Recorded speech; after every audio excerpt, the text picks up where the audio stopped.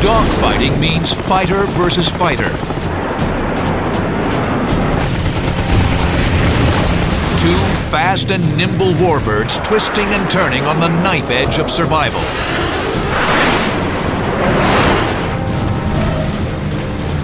When a lumbering bomber stumbles into the fray, the result is usually certain death.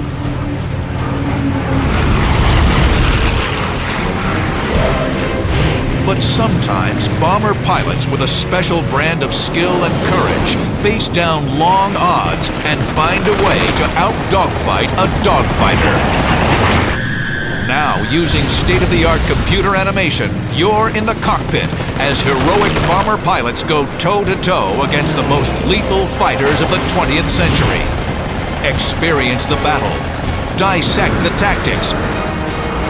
Relive the Dogfights.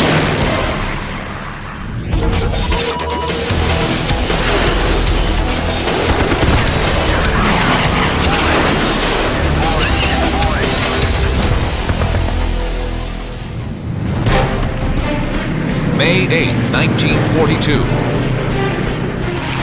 The Battle of the Coral Sea rages in the skies of the Pacific. Imperial Japan, seeking to tighten its grip on the Solomon Islands, has engaged American carriers and their aircraft in an all-out combat for the first time in the war.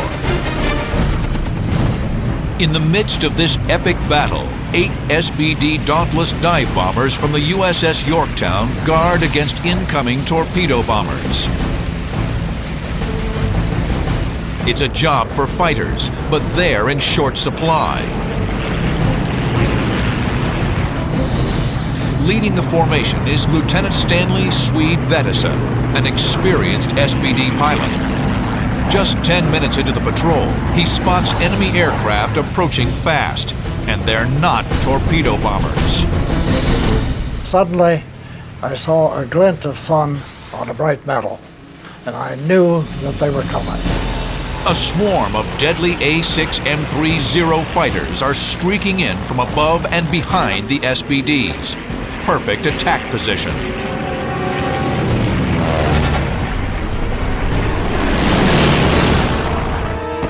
There were 9 of them coming down at a steep angle, firing 20 millimeters. And I knew exactly what to do to counter that attack initially. If the SBDs go straight, they'll be sitting ducks. If they turn right, the agile Zeros will be on their tail. Their only option is to turn into the attack and throw off the Zero's timing. Vettesa calls for a left brake. I yelled on the turn, and nobody turned but me. The Zeros slash through the American formation. 4 SBDs go down in flames in the dogfight's opening moments. Vettesa stays in his left turn, away from the carnage, but one of the Zeros dives on him from 7 o'clock high. And he had been firing at me, but I dropped the nose and sharp under to my left, he came over the top of me. Swede's skillful move has caused the Zero to overshoot. But he knows his slow dive bomber can't outrun the Zero. He must keep the Zero in front of him. The tough SBD pulls a high G 180-degree turn with ease. He had leveled off, and he was already coming back head-on and firing his 20s at me. It was a dangerous weapon. 120 millimeter in your engine or it would do you in. Problem with now having a Dauntless SBD coming nose-on with a Japanese Zero is that Japanese Zero has a 20 millimeter cannon, which has a much longer range than the guns on the SBD. The two planes hurtle in at each other. Vettesa must do something to throw off the Japanese pilot's aim. In this particular time, the proper maneuver is a skid to the left. Vettesa slams his left rudder to the firewall. The nose skids left, avoiding the deadly stream of 20 millimeter cannon fire.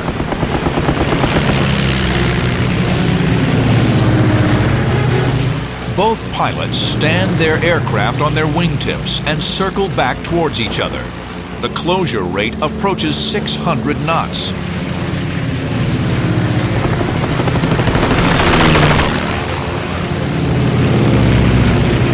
Vedesa reverses for another pass. But something's wrong. The enemy pilot hasn't made a turn for another head-on pass. He's flying away from Vedesa.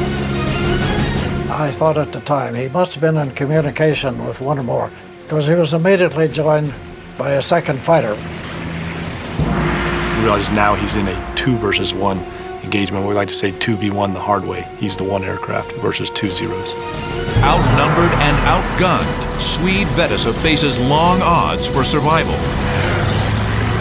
The SBD dive bomber was never designed for this kind of fight.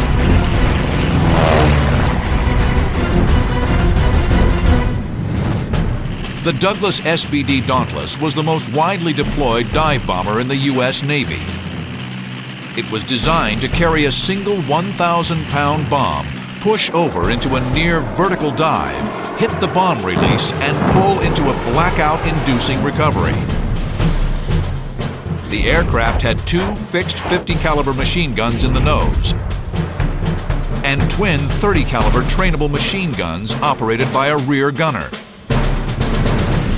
In the first 6 months of the war, SBDs contributed to the destruction of nearly half of Japan's carrier fleet. To accomplish its mission, the SBD was given a rugged airframe capable of enduring 12 Gs, essential for steep dives and extreme pullouts. It was also equipped with Swiss cheese dive flaps. The Dauntless featured perforated dive flaps that allowed a dive to occur under slower speed conditions to allow the pilot more time and control to line up on a target when he was in a near vertical dive. All of these features made the SBD an excellent dive bomber. But its very ruggedness made it easy prey for the light, fast, and deadly A6M3 The Zero was designed for air-to-air combat. In the first months of the war, it virtually ruled the skies. The Zero is 2,500 pounds lighter than the SBD, and it's 100 miles per hour faster. It has 2 20mm cannons and 2 7.7mm machine guns. The SBD has no cannon, and the rear gunner is effectively neutralized in a maneuvering dogfight. But a well-aimed burst from the SBD's heavy machine guns can wreak havoc on the lightly armored Zero. Lieutenant Vedesa could at least maneuver, stay alive long enough to get one well-placed shot on a Zero. He has a good chance of shooting that Zero down. Regardless of the odds, Vedesa is supremely confident of his abilities. He knows he can beat any pilot in a dogfight. The 2 Zeros linger beyond Vedesa's machine gun range, coordinating their attack. Then they make their move. 1 Zero turns towards him, streaking in, cannons blazing. Vedesa jinks left.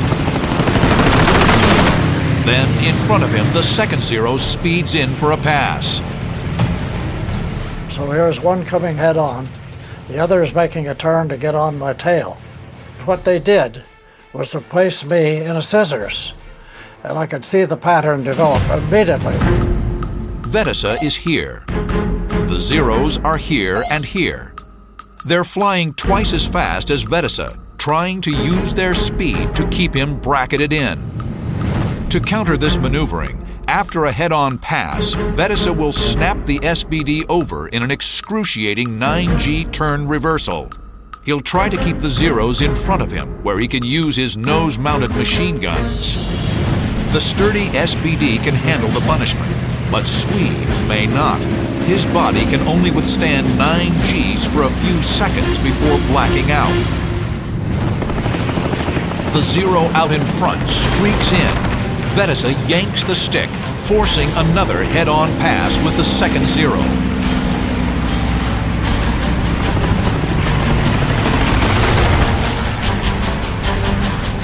The Japanese struggle to match Vedasa's maneuvers. Turning, jinking, changing its altitude, dropping, jerking the plane up, and pretty violent maneuvers actually to keep them from getting a sight on them. The Zeros can't handle the erratic moves. A 9G turn would rip the wings off the Zero.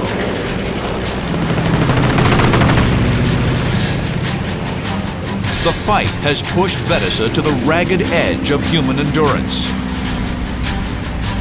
Then, in an instant, his odds of making it home get even longer. Another Zero joins the hunt. And there's a third plane joins in. And this guy comes from over, I see him coming from overhead, and he rolls over, comes down in a vertical.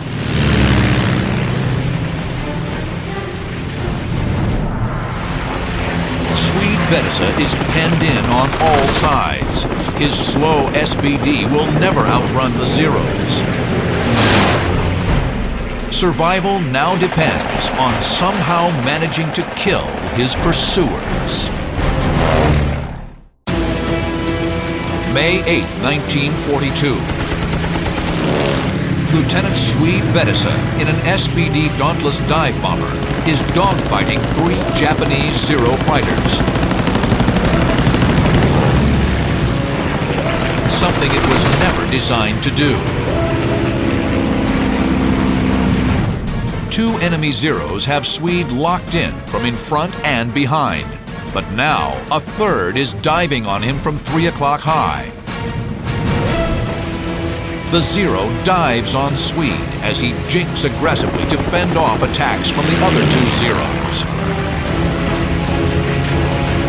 The Japanese unleash hundreds of rounds. Some slice through Vedasa's fuselage. The top SBD keeps flying. Supreme mastery of his aircraft has kept Swede alive. But in the tight turns, he fights to keep his hands and feet at the controls. At times, his body weighs over 1,000 pounds. I was jerking that airplane and pushing it hard, diving wide open. And same thing on negative Gs, positive Gs. So as Lieutenant Vedasa is fending off these attacks from the Zeros, he's just aggressively maneuvering his aircraft, which is going to put a lot of forces on the body. A lot of G's, positive and negative, so seat in the pants and then floating in your straps, followed by slips, kicking around the cockpit. The violent turns stymie the enemy attacks, but in the back seat, the rear gunner cannot fire. Near blacking out in the 9G turns, he can barely keep his head up, much less aim his .30 cal. The problem being, he's strapped in, and the maneuvers were so violent that he couldn't swing the gun. He couldn't get into position.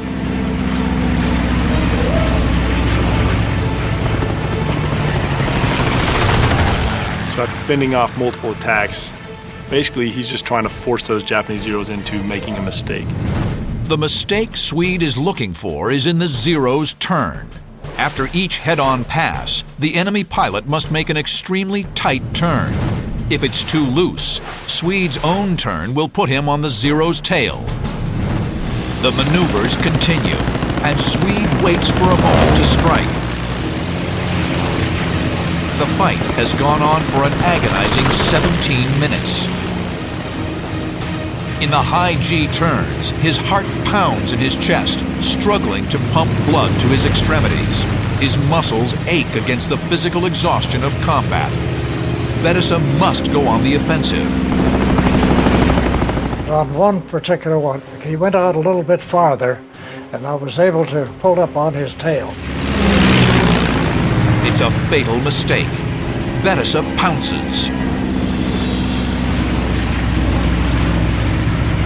And I felt I got a pretty good burst on him.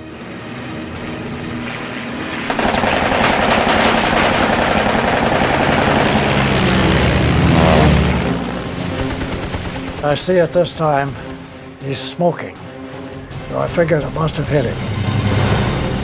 Swede Vedasa's gotten in a lethal counterpunch, but there's still 2 Zeros in the air. One screams in for another vertical pass. As the enemy pilot pulls up out of his dive, Swede sees an opening and goes for it. He pitches up, bringing his guns to bear. I was able to pull up into almost a vertical, and he was close at hand. He's at an angle, and he's making a turn up there, and I came up practically on his beam, and I got in a good burst on him, and then I stalled and dropped away.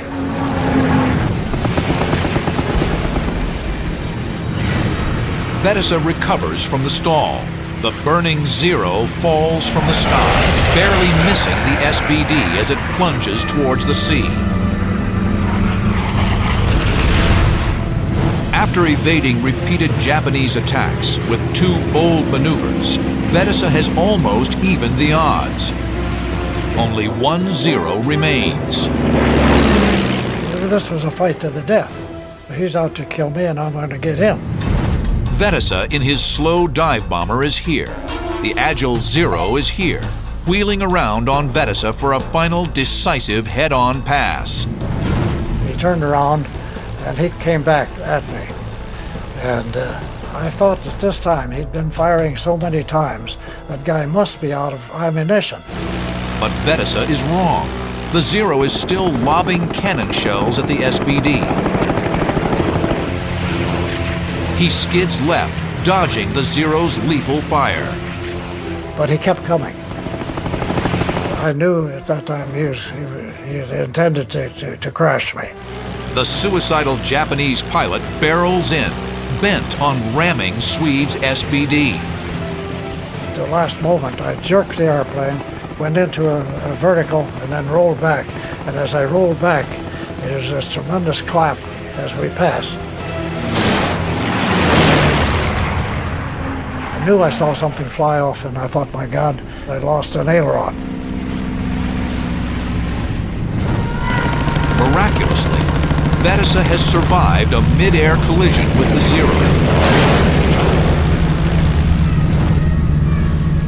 You would think that 2 aircraft closing at those speeds, probably combined closure rate of almost 500 miles an hour, and then any parts of the aircraft touching, you think it would be catastrophic for both aircraft. As it turns out, the ruggedness of the SBD ripped apart the Japanese Zero. I turned back on his tail, all right, and he's smoking. And he dove into the cloud about 1,000 feet below, and he disappeared. That was the end of the dogfight. After knocking out 3 Zeros with a lone dive bomber, Swede Vedesa lands back on the Yorktown a hero. He is awarded the Navy Cross for his actions. Well, we often say in this business that we stand on the backs of giants. And no kidding, Lieutenant Vedesa is one of those giants to be able to execute the feat that he executed that day. His talents as a dogfighter now obvious, Swede Vedesa transfers from bombers to fighters and flies an F-4F Wildcat off the USS Enterprise. In October 1942, he makes history again by downing 7 Japanese planes in a single day. But in the Pacific Theater, other large bombers still regularly met swarms of Japanese fighters. Barely a year after Vedesa's famous SBD flight, a solitary B-17 Flying Fortress would face the wrath of no less than 17 attackers.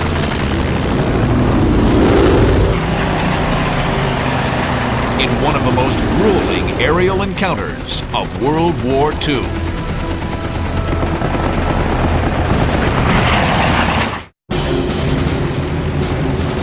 June 16, 1943, a B-17 Flying Fortress lumbers through the skies above Bougainville in the Solomon Islands. The 4-engine Army bomber, known as Old 666, is completely alone, beyond the range of fighter escort. The bomber will soon be forced to dogfight in one of the most harrowing ordeals of the war. Pilot Jay Zemer and his crew are charged with taking detailed photos of Bougainville and nearby Buka Island for Allied invasion maps. The 9-man crew has volunteered for this extraordinarily dangerous mission. The B-17 cruises into enemy airspace over Buka Island. The Japanese rush to scramble 17 fighters to the attack. Pilot Jay Zemer recalls the moment in this rare archival interview. I should have just broke out and headed for home, and the hell with the mapping. But having been in the infantry and knowing that they're scheduled to go in November 1st on a landing, the importance of doing the mapping hit me. They knew that those Zeros were going to catch up if they did the whole mission. I'm sure Zemer knew that. Heroically, Jay Zemer maintains his heading, committed to finishing a mission that now seems suicidal. Tension builds in the cabin as the Zeros close in. I'd say 30 seconds or 45 seconds before we completed our mission, well, they were up there after us. And it was hell. The Japanese fighters encircle the American bomber and linger beyond machine gun range, coordinating their strike. The battle to come is a pilot's nightmare, a dogfight in a massive bomber against 17 fighters. The story of Old 666 began 5 months earlier in Port Moresby, New Guinea, the base of operations for the 43rd Bomb Group. A reputation for lack of discipline had put Jay Zemer and his men at the bottom of the waiting list for new B-17s.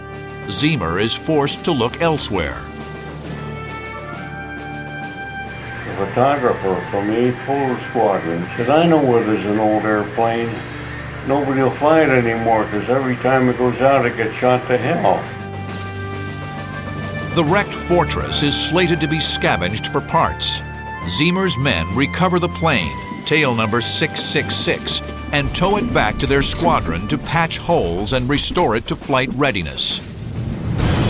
A standard B-17E is a 4-engine aircraft designed to carry up to 8,000 pounds of bombs. 13 machine guns are mounted throughout the aircraft.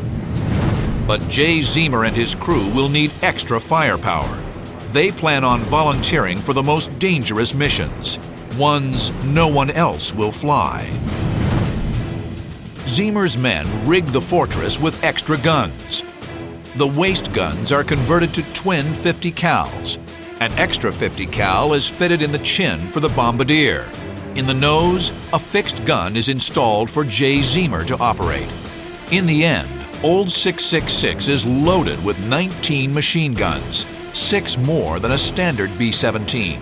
It's the most heavily armed bomber in the Pacific. Now, facing unimaginable odds against 17 Japanese fighters, Zemer's men will need the extra guns.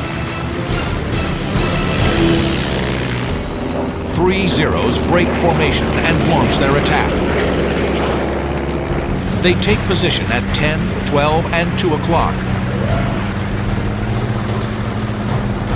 They're trying to split the bomber's defensive fire, but Old 666 is bristling with extra firepower in front.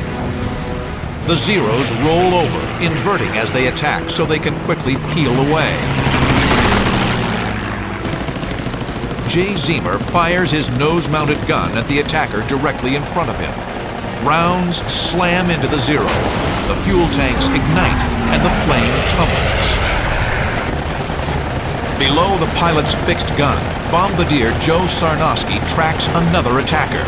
With a long burst, he sends a second plane spiraling to Earth.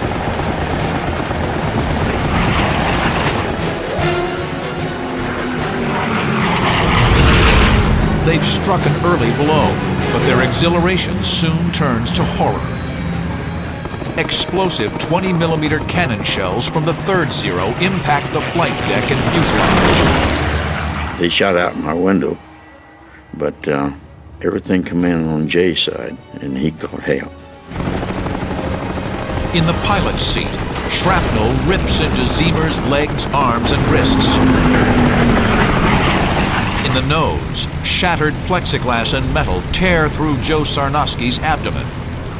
After Sarnowski got hit, he was dying. He started to crawl back to the nose. The navigator checked to see him and kind of stop him and say, "Are you okay?" Sarnowski just kept crawling up to his gun. Meanwhile, there were still many other Japanese fighters to deal with, and they set in for the final kill. Another wave of Japanese fighters swoop in. This time, a twin-engine Japanese Ki-46 Dyna lines up at 12 o'clock to make a head-on pass. It's a lightly armored plane built for reconnaissance missions, not an all-out brawl. Joe Sarnowski, his hands slick with blood, grips the trigger of his machine gun one last time. Sarnowski saw it, shot it down, and then shortly thereafter collapsed on the gun. The crew continues battling off the marauding Zeros. In the cockpit, blood spurts from Jay Ziemer's shredded wrists and soaks the controls. He struggles to stay conscious. The B-17's rudder controls are gone. The hydraulics are shot up. The forward-firing machine guns are out of commission. And worst of all, the oxygen system is gone. And at their current altitude of 25,000 feet, the air is too thin to breathe. Ziemer makes a desperate move. I rolled the airplane over and stuck the nose straight down. Figured it was better to get the hell out of here. Old 666 drops 3 miles in 40 seconds. They level off at 8,000 feet. The crew can now breathe without equipment. The 14 remaining fighters easily keep pace with the wounded bomber, maneuvering in front to renew their head-on attacks. To survive, Ziemer knows he must make himself as small a target as possible while maintaining a heading for home. He executes a defensive tacking maneuver. By winging the bomber sharply to meet each frontal attack, Ziemer gives each Zero pilot only a moment to fire. While most dogfights last only 1 minute, Jay Ziemer and Old 666 endure wave upon wave of Japanese attacks for an excruciating 45 minutes. Ziemer's arms and legs are lacerated, but somehow he summons the strength to grip the controls and maneuver the massive B-17. And I don't know how he did it, but he did. After burning up almost all their fuel in the dogfight, the Japanese know they must head home. They peel off, lifting their siege of the flying fortress. Only with his crew finally safe from enemy fire does Ziemer relinquish control of the bomber. Old 666 limps its way to a friendly base at Dobadura on New Guinea.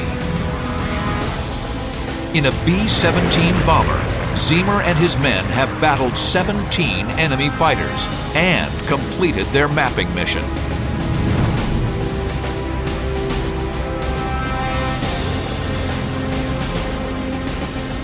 We hit on the end of the runway, and I've made a lot of landings since then, but I've never made one like that. Just slicked her in. Medics and ground crew rush to the aircraft. Bombardier Joe Sarnowski is dead. They assume the pilot Jay Ziemer is too. We told them to get Jay first, and somebody said he's gone.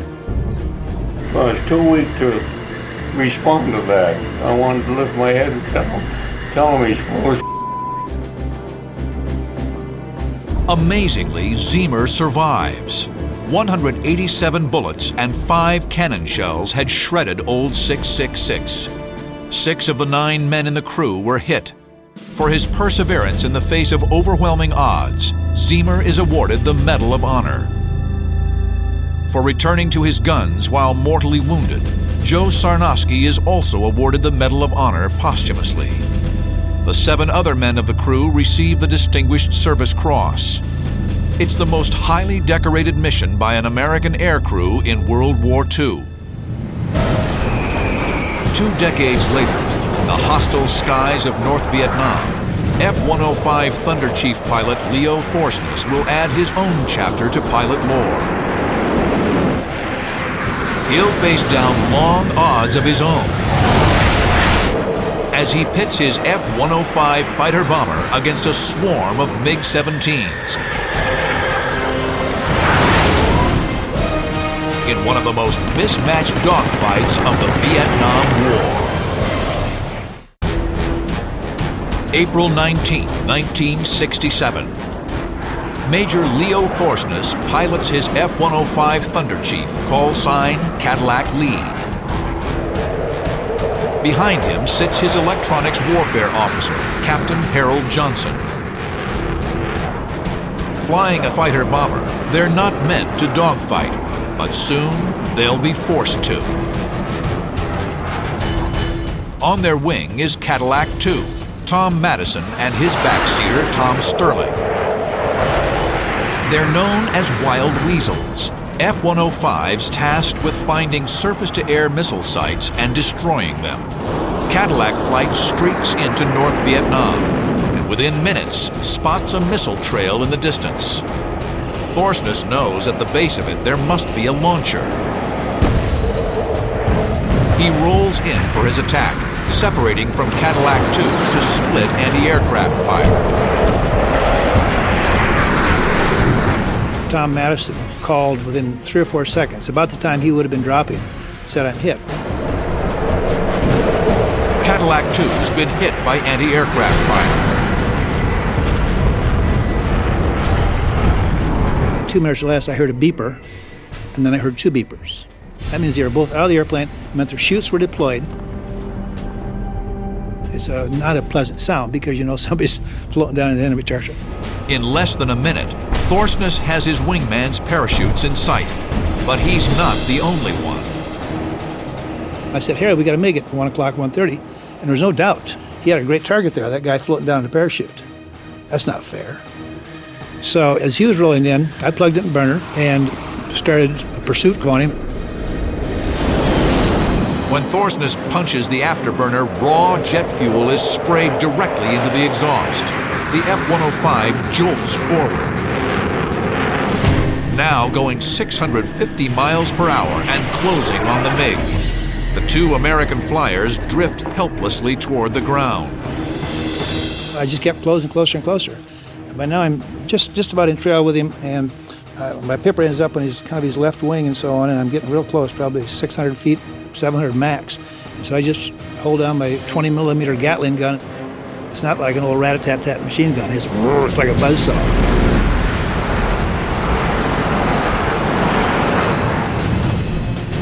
Thorsness leads his target expertly. The 20 millimeter Gatling gun incinerates the MiG, pumping out 300 rounds in a 3-second burst. The tank came off, the wing came off, he pitched up, and I'm pulling real hard, trying to avoid all the debris. The MiG spirals down in flames. The downed American pilots are safe from the MiG's cannons, but they're still drifting into enemy territory, where they face years of imprisonment and torture if captured. So I rotate back around, and Harry says, "Leo, we got MiGs on our..." I look back over my shoulder, and I could see the belly of a MiG. When you can see a belly of an airplane, and you're turning tight, that's bad, because he's got lead on you. The enemy pilot is already inside the 105's turn. The superior turn radius of the MiG-17 fighter will give him a perfect shot at the hulking F-105. Thorsness's only hope for survival is to run. He drops the nose and accelerates away at treetop level, too low and too fast for anti-aircraft gunners to track. It's a thrill to be probably 20, 25 feet in the air, supersonic.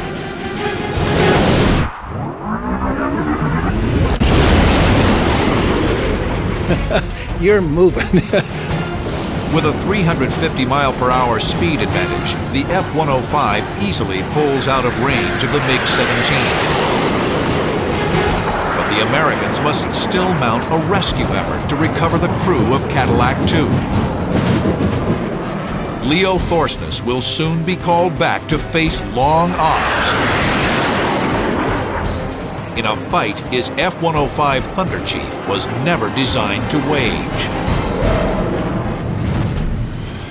The Republic F-105 Thunder Chief, or THUD as it was known, was not built to dogfight. It was part of a new generation of multi-purpose aircraft built to fight the Cold War. Its Pratt & Whitney J75 engine gave it a top speed of 1,390 miles per hour, twice the speed of sound. It was equipped with a single 20mm cannon to use in a dogfight. The F-105 was not a very good dogfighter. It just wasn't made to do it. It was made to deploy nuclear weapons in World War III. And the way that it would deploy it would be at low altitude, high speed, and that's how it would survive. It was a very fast airplane and it couldn't turn. In a dogfight, the MiG-17 easily outmatches the F-105. At 14,000 pounds, the MiG is far smaller than the 50,000-pound THUD. The MiG-17 is more maneuverable and packs more firepower. The F-105's only advantage is speed. Leo Thorsness has just used that advantage to retreat back to friendly airspace, but he's low on fuel. Tankers stay in orbit over Laos to refuel strike aircraft returning from combat. Thorsness rendezvous with one and plugs in. As they take on fuel, the rescue effort intensifies. A-1 Sky Raiders, or Sandys, are sent in. Because they're prop-driven, they can fly slow and low without stalling and protect the downed pilots from enemy ground forces until the rescue choppers arrive. But an A-1 is no match for a MiG-17. Leo Thorsness and his backseater, Harold Johnson, know the A-1s need help. And so we knew the odds are not good. But there was no question, if not now, when? It had to be right now. If not us, who? It had to be, there was nobody else. Thorsness and Johnson return to the fight. But before they arrive, disaster strikes. A swarm of MiG-17s ambush one of the Sandys.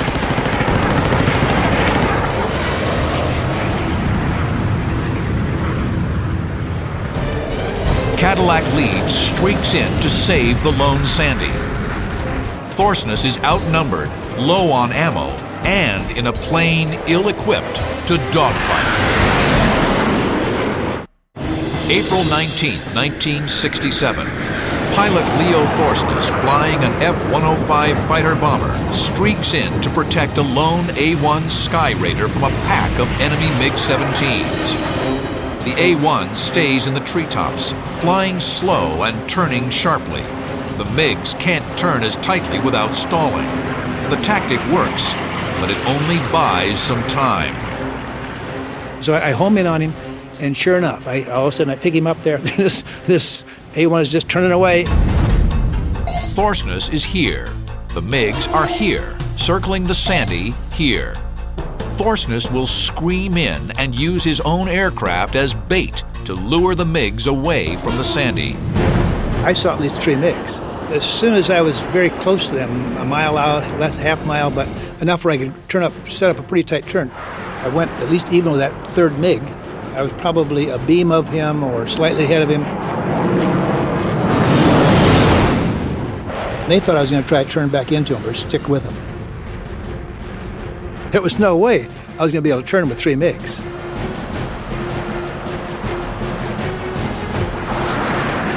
As soon as I got their attention, we rolled back out and scooted out of there. By that time, they'd committed to me for at least momentarily long enough for the Sandy to scoot out of there. The fearless maneuver has worked, using his plane's only strength against the MiGs. Thorsness speeds away to a safe distance. The MiGs have broken off, but Thorsness knows there is no one left to protect the downed pilots. He wheels around to engage the MiGs again. Over the crash site, the MiGs are waiting for him. They've set a classic trap, the wagon wheel. In a wagon wheel, 3 or more MiGs form a wide circle. An American pilot can't engage any of the MiGs without having another on his tail. Thorsness speeds into the hornet's nest. Sure enough, we fell for their devious trick, and we flew right into it. And I didn't see it, so we were just about inside the wheel. Inside the wagon wheel, there are MiGs in every direction, turning in for the kill. Thorsness must go on the attack. And all of a sudden, I spot the MiG that's coming out of my 1 o'clock position, just about coming in. And about that time, he sees me again, so he cranks it in a little tighter. But I just put my pipper on him, or ahead of him, hose down, and fire off the last of my ammo. And he kind of flew into the ammo.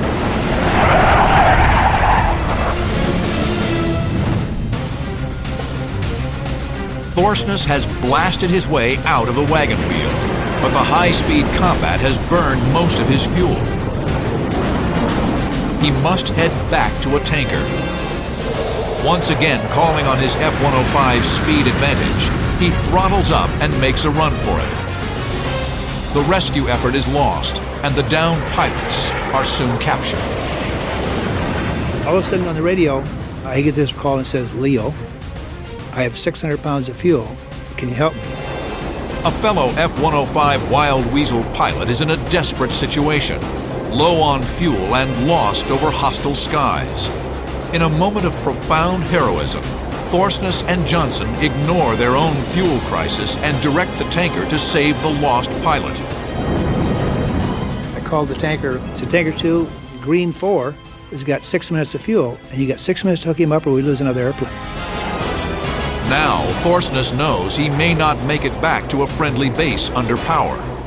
Gambling, they climb to 35,000 feet and set a heading for Udorn, an airbase 75 miles away. Thorsness only turns his engine on intermittently to maintain the glide. We set up 275 miles an hour, or knots. That's the best glide speed. And we just start gliding, and we say, if we can make the Mekong and have enough altitude to eject safely past the river, we're free. You can glide 2 miles for 1,000 feet at 275 knots. So not only do we make our 75 miles to the Mekong, we make it the other 8 miles to Udorn. As we're rolling out, just about to touch down, the engine quits. Harry said, and he had a great comment. He said, "Leo, that was a full day's work." 11 days later, Thorsness and Johnson are shot down on their 93rd mission. They will spend 6 torturous years in captivity.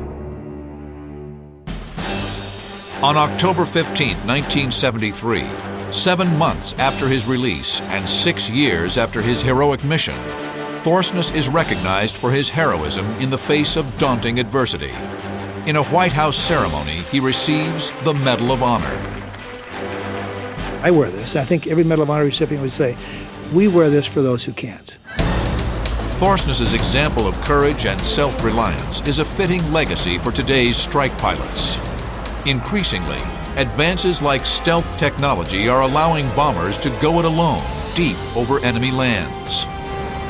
But every advantage is eventually countered, and bombers may again face long odds in fights they weren't designed for. As it's always been, it is the courage and cunning of the pilots themselves that will spell the difference between life and death.